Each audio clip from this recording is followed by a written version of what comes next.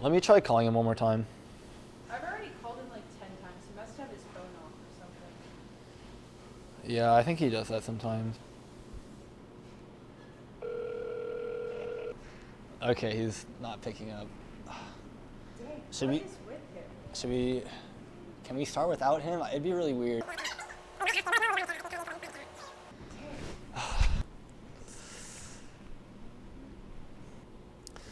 Yeah, we might just have to like start without him kind of soon. Yeah. Oh my gosh, there he is. Ethan, where have you been? Dude, I'm so sorry I'm late. I totally forgot about the time change, and I overslept an hour, and I've been behind all day. Ethan, the time change was the other way. You would have been an hour ahead. I'm such a silly boy. Welcome to Earl Sweatshirt. Today we'll be reviewing Review Boys. I like your sweatshirt, Ethan. Yeah, sometimes I sweat when I wear this shirt.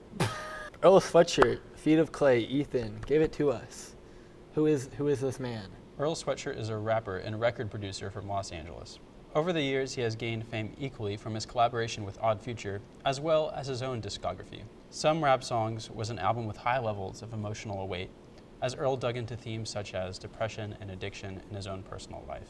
His production style is at times abrasive and jagged, which often matches the subject matter of these verses. These choices often put off strong MF Doom vibes for their characteristic creative sampling and experimental lo-fi production choices. This album was so short, I listened to it for the first time on my way back from Walmart to my house. That's how short it was. Yeah, but one thing you mentioned was that for some reason when you listened to it, it felt like it was long. Can you describe that feeling? I do want to, okay, before I start saying things, I want to clarify. My biggest bone to pick with a lot of critics right now, music critics at least, I feel like they enjoy saying negative things just for the sake of like having a hot take, or like, they enjoy being like inflammatory or provocative. I don't take any joy in like saying negative things. So if we have like no audience, but if you're like a die-hard stan of Earl, please know I don't say negative things to like just for the sake of it. Like, these are just my honest opinions, and I would much rather have like a discussion of our thoughts than scream at each other in the comment section. I don't know. I don't want to sound like I'm afraid of like controversy either, but yeah, I want to be clear about that, because that's how I feel about music criticism, and I don't know, that's what our channel really is about, at least to me. And I wanted to invite Ethan in this. It's just to like talk about music. That's really what I'm all about here. So that said, the reason I said that a lot of the times, even though the songs would only be a minute to less than 3 minutes, usually 2 to 2.5 minutes long, the beats were often pretty repetitive, and it just made it feel like they were never ending. There was very little variation in the samples, just going over and over again. And I tried to see maybe there was an end to that, as if he was making sort of statement about monotony or, I don't know, repetitiveness in general. And I think you kind of had a point to make, but for me, it just made it really, really hard to enjoy a lot of the way it sounded. The last track, 4N, is almost 5 minutes long, but like by far. It's like twice as long as any other song on the record. And it really is, it's just the same thing, like reverse played loop of like a snare hit or something, and a bass that's just played in reverse. And I just didn't find it very entertaining to listen to. By far my least favorite song was East. Again, just like an accordion playing over and over again. It was really unpleasant to listen to. Well, what did you say? Yeah, I think one of the things that sets abstract hip hop apart from other types of hip hop is not only are they trying to push the boundaries of what people can consider hip hop, but they're also trying to use lyrics and different textures, different instruments to like bring new meaning to this genre, bring something new, and a lot of times a repeated something like a repeating instrument or whatever may be seen as really boring and not really fleshed out musical ideas to someone who's new to this genre. But for me, the background instrumentals kind of create this environment that he's trying to create, and it's not necessarily adding to this crescendo or anything within the piece necessarily, but it's just kind of a piece of artwork that he's putting something else on. So I think one of Earl's like strongest things is that he's incredible with a pen. Like if you just read some of his verses, some of his flows, his I should have led with that. I think he's a super talented writer, but go ahead. He's extremely lyrical, fantastic. And although at times it may seem like East, it's just like the same thing that's being repeated, or with slight variation to the rhythm, it's generally, he's taking artistic liberties there, regardless, even if it is. Yeah, he could have chosen to mix it up, but he's still doing the same thing. Yeah.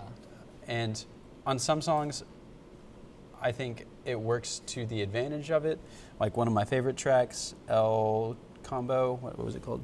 El Toro Combo Meal had this really cool sample that was really well used, but there were also little samples of people talking. I think that was his mom and his dad. Going in and out. Yeah, something like that. And it really kept me interested the whole time, where maybe the sample was a little bit annoying and incessant. But I think a lot of the times on this album that annoyingness is maybe purposeful. As far as the overarching themes on this album, it's really hard to piece together what he's saying, and I think that's part of the art of listening, is just to hear what he's saying through these really abstract lyrics that you kind of have to pull apart. At times, maybe he's more direct, like in the very first song, he refers to the sun having a huge influence on his depression, kind of in reference to seasonal depression. Pretty much all of the songs are one verse form. He just raps over the same beat, which for me kind of adds to the monotony. I just struggled with the whole like one verse form thing, how it's just like rapping straight through. I don't think that's inherently bad. I just struggled with it because I appreciate the diversity from typical pop form where it's like verse, chorus, bridge, chorus. Like it's cool that you want to break that up. I definitely appreciate when that is taken into an artistic liberty, as you said. But like I said, it's just the same. For example, in Vic Mensa's There's a Lot Going On, pretty much one of my favorite songs of all time.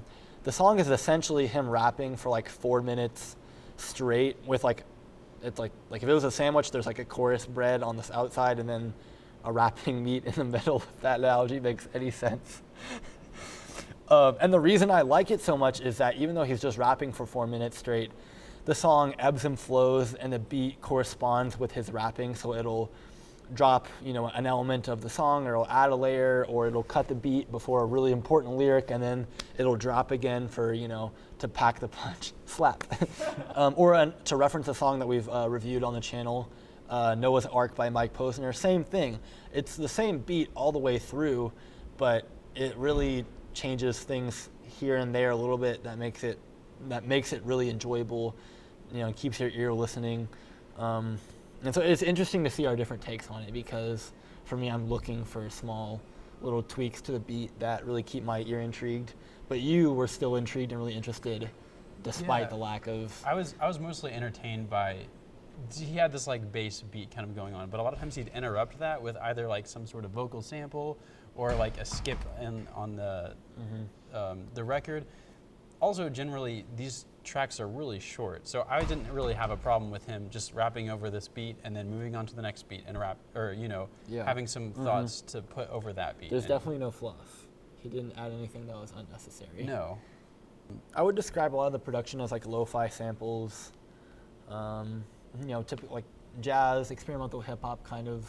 Oh, the other thing I liked about this album was that the production style, it almost got like heavier and heavier, like deeper on the track list. It almost seemed like he was getting like closer and closer to the microphone, and it sounded like he was getting like closer and closer, and even with his instrumentals, like it seemed like he took more, like on that last song I just played. Sorry, what was it called? Tisk Tisk. Yeah, like on Tisk Tisk, he uses lots of like editing to kind of like slow down and really make the production really heavy, and where he maybe starts out with these really more high-pitched samples. And I felt like that was a really interesting stylistic choice, and I appreciated it. Yeah, no, he's definitely a super talented artist, and I do want to say that I'm like super sympathetic to any artist that takes really dark personal stuff and puts it into their music. I mean, Mike Posner is like one of my favorite artists ever because he wrote so well about the death of his dad and his best friend. So I really appreciate what Earl does and says about how his dad died recently, and the mental health issues that he's had, and just the domestic problems that have really been in his home. That's really redundant to say. Of course, domestic issues would be in the home. On the surface, it was a little difficult to find how this might be encouraging to someone, or how they would relate to it and be like, ah, yes, this is nice to hear as someone who has also been in this situation. And I feel like I've only said bad things, though. I really enjoyed a lot of his wordplay. On East, he said, "No cap, I don't bottle things." That was super dope. 74, he mostly brags about like how good he is. So he says, as far as tracks were going off, thought that was some really good wordplay. And I liked how he makes, throughout a couple songs, he makes some social observations about how we're really connected to our phones and how that can be kind of unhealthy. Like in East, he says, "Lost my phone and consequently the feelings I had for my GF." Really interesting kind of implication he makes there, how their relationship was really centered around technology. And in 74, he says, "Phone got you living vicarious." I had to Google vicarious because I didn't know what that word meant. Overall, I did have a few like just tiny like little annoyances about maybe production choices, just personal taste, but I really tried my hardest not to let that get in the way of my appreciation of his lyricism. And I found that the more I listened to this album, the more I understand some of the lyrics and maybe the intentionality behind some of the instrumentals. That being said, it's not necessarily the easiest music to get into. I recommend a few listens, not just one. And oh yeah, for sure.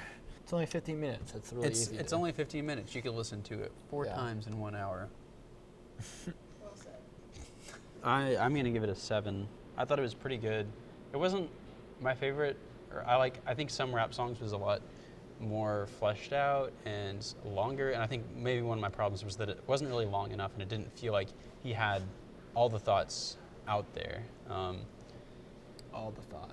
All the thoughts. But so you felt this album was more like concise, more put together? This one? Yeah. Or were you talking about? You were talking about No, some rap songs. I think this album was too concise. I feel like I needed to sit in some of his words a little longer. Just generally, I don't feel like the entire message was able to carry across in 15 minutes. But overall, I think it's still a really good album, and I'm willing to give it 7 feet. 7 feet out of 10. Yeah, like I said, just really did not enjoy any of these tracks. He's a really talented artist, though, and I appreciate how authentic he is and how he puts his heart into his music. But I don't think I would ever just like want to go back to any of these songs ever, like in any situation. I want to go check out more of his stuff though, see if it's like anything similar. So I'm just gonna go with 1 foot. 12 inches. And for me, 118 inches. Well, that was quick math. No, I made that up. That's probably more than that. What's 7 times 7 12? times 12. 70, 84. Is it Okay, really? No, 2 times 7 Oh, is yeah, 14, 84. Wow. Okay, I don't think I'd give it 100 then. It'd be 84. 84. Thank you so much for watching, guys. I hope you enjoyed our review of the Earl Sweatshirt album. If you listened to it, tell us what you think. If you didn't entirely hate us, maybe pray about liking the video. Pray about it first. Pray about it first. Don't do anything too rash. And then the next step would be subscribing. Maybe do that too. So Join us next week for Jason Derulo. Yes! Would make more sense So though. you want to rub my feet then? No. Ethan, we have like 7 takes of you talking about. You should probably stop before there's No, it's the joke because it's like called Feet of Clay. And I could be like, dude, you make my feet feel like clay. Ew.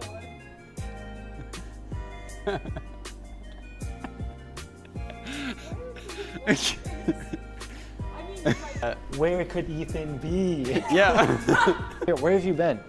I've been sleeping. I had to sleep. Wait, what? Take one. Actually trying. no, I've called him like 10 times. Sorry. So bad. I could see you crack right away. You're like, you're not even on camera. I struggled with it. I